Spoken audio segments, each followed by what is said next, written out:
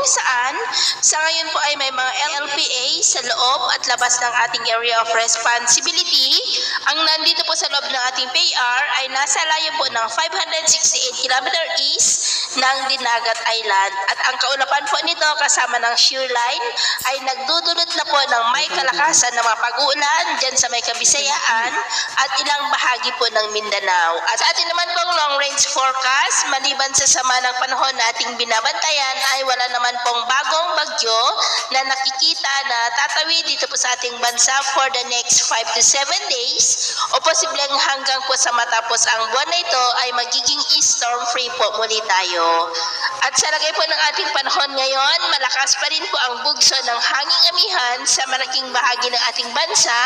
na umiihip po dito sa buong Luzon at ilang bahagi ng Visayas, habang ang shear line naman o yung linya po ng hangganan ng malamig na amihan at mainit na easterlies ay nandyan po sa northeastern part ng Caraga. Ngayong tanghali po, dahil sa pinagsama-samang epekto ng shear line at saka yung trough ng sama ng panahon sa loob ng ating PAR,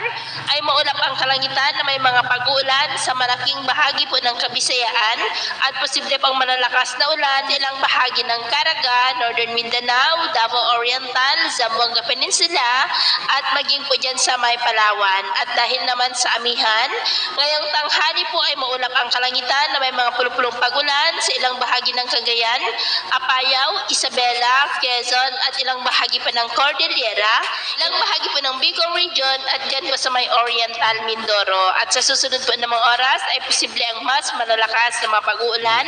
sa mas malaking bahagi ng Visayas, Mindanao, Bicol Region, Southern Palawan,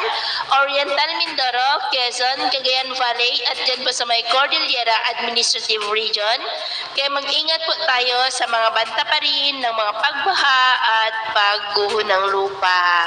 At sa atin naman pong mga baybayin, dahil po sa pinagsama-samang epekto ng amihan dito sa Luzon,